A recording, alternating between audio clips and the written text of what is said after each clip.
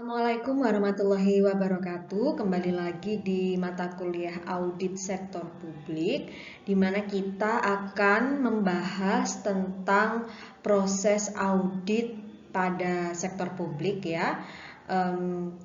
Di mana auditing ini memang dilakukan oleh organisasi sektor publik yang memiliki beberapa konsep dasar. Seperti apa konsep dasarnya? Kita simak bersama. Ketika kita membahas bagaimana konsep dalam audit sektor publik, maka memang konsep dari auditing itu memang suatu hal yang harus dilakukan pada saat pelaksanaan proses audit gitu ya. Adapun beberapa konsep audit yang dimaksud adalah yang pertama, bagaimana pembuktian atau evidence, bukti-bukti yang cukup. Dalam arti di sini adalah bukti yang digunakan dalam proses audit merupakan bukti yang memang valid dan memenuhi syarat formil dan material. Mungkin ini kalian pernah mendapat materi ini di auditing seperti itu ya, tentang bagaimana bahwa bukti itu harus material seperti itu ya. Kemudian itu yang pertama, bahwa pembuktian yang cukup. Yang kedua adalah bagaimana memeriksa dengan hati-hati atau due audit care. Jadi memang bagaimana pemeriksaan yang dilakukan dalam proses audit itu sendiri harus menggunakan kecermatan secara profesional sesuai dengan keahlian dari seorang auditor. Nah, seperti itu ya. Jadi itu adalah poin kedua dari konsep auditing. Poin ketiganya apa? Poin ketiganya adalah bagaimana penyajian yang wajar atau fair presentation. Jadi memang harus fair banget ya, bagaimana konsep audit penyajian yang wajar itu berkaitan dengan bagaimana ketepatan akuntansi, bagaimana pengungkapan yang cukup, dan bagaimana kewajiban dalam suatu pemeriksaan. Itu yang dimaksud mencakup dari penyajian yang wajar itu tadi gitu ya. Selanjutnya adalah yang keempat, yaitu bagaimana memang dalam prosesnya itu auditor bebas mampu bertindak untuk jujur, objektif. Jadi di mana dia memang independen ya, berada di tengah-tengah, tidak memihak salah satu, dan terhadap fakta dan penyajian yang telah disajikan oleh yang akan diaudit, dalam hal ini sektor publik. Nah, seperti itu ya. Jadi memang ini adalah terkait juga dengan poin kelima, yaitu bagaimana berbuat atau bertindak sesuai dengan kode etik, seperti yang kemarin sudah dibahas ya pada YouTube sebelum ini, bahwa kita membahas bagaimana tentang kode etik gitu ya, kode etik dari etika profesi akuntan, dalam hal ini adalah auditor yang ada di sektor publik. Di mana audit di sektor publik itu kan auditor eksternalnya adalah bisa saja dari KAP, bisa saja dari BPK gitu ya, Badan Pengawas Keuangan, sehingga memang sudah ada kode etik di sana ya, yang memang menjembatani bagaimana seorang auditor itu bisa berdiri di tengah, tidak memihak, dan dia open sekali terhadap apa yang disajikan gitu ya. Open dalam arti menerima, tapi kemudian harus tetap disesuaikan dengan standar akuntansi pemerintahan atau standar di sektor publik lainnya, seperti itu ya. Karena memang kalau kita bicara tentang sektor publik, maka yang paling dominan adalah bagaimana di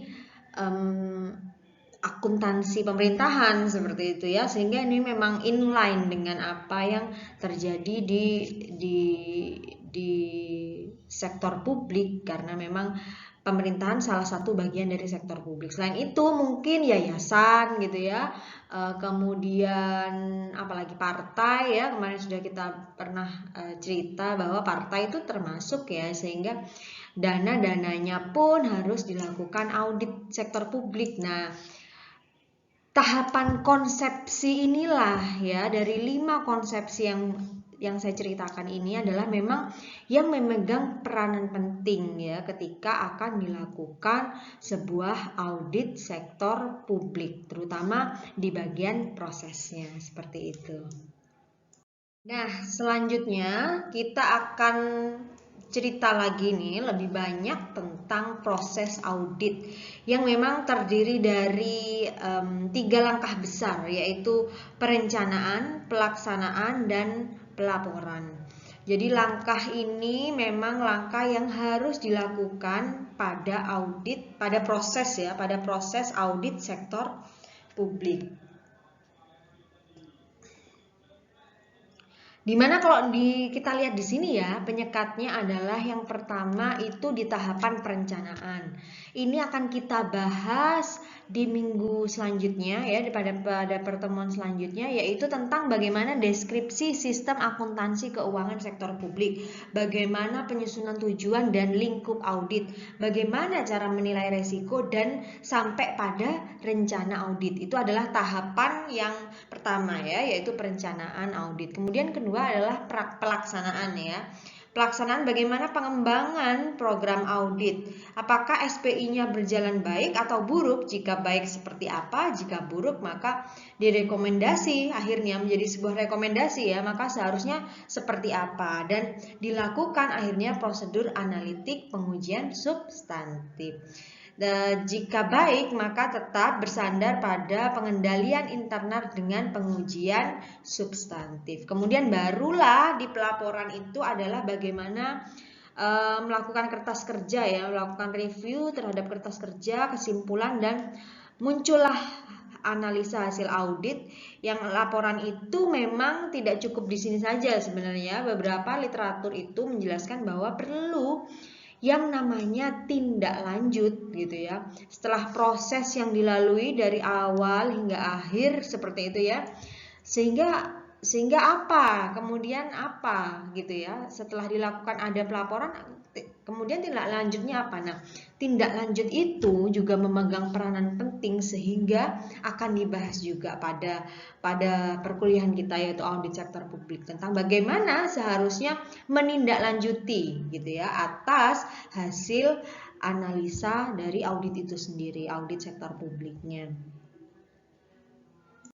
Sehingga yang menjadi tahapan gitu ya, tahapan dari proses audit seperti yang saya tadi jelaskan, bahwa tahapan proses audit itu sendiri terdiri dari bagaimana perencanaan audit, pelaksanaan audit, pelaporan hasil audit, dan tindak lanjut atas hasil audit. Karena di sini saya menggarisbawahi bahwa kalian yang mungkin saja sedang mendengarkan dan menyimak YouTube ini gitu ya, bahwa kalian itu tidak hanya sebagai yang diaudit, tapi bisa saja kalian sebagai yang pengaudit, atau kalian adalah pihak yang ketika setelah diaudit apa yang harus dilakukan ya setelah itu. Nah, ini adalah bekal utama bagaimana memang tahapan proses audit itu kita akan bahas di pertemuan selanjutnya, tentang rincian dari bagaimana sehingga ada rencana audit itu harus ngapain dulu di awalnya. Nah, itu kita akan bahas di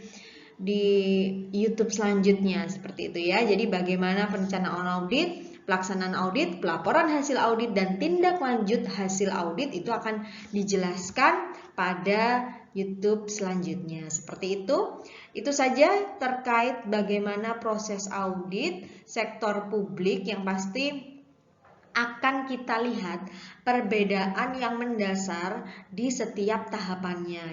Yang dari tahapan perencanaan audit itu ya, itu akan berbeda gitu ya. Bagaimana, apa sih yang sebenarnya disiapkan? Nah, kita akan bahas itu di pertemuan selanjutnya. Oke, itu tadi adalah proses audit sektor publik. Jadi di pertemuan selanjutnya kita akan membahas secara terinci seperti itu tentang bagaimana perencanaan, bagaimana pelaksanaan, bagaimana pelaporan, dan bagaimana tindak lanjut atas audit sektor publik. Tetap semangat, tetap belajar di rumah meskipun kita menggunakan media daring. Tetap semangat. Billahi taufik wal hidayah. Wassalamualaikum warahmatullahi wabarakatuh.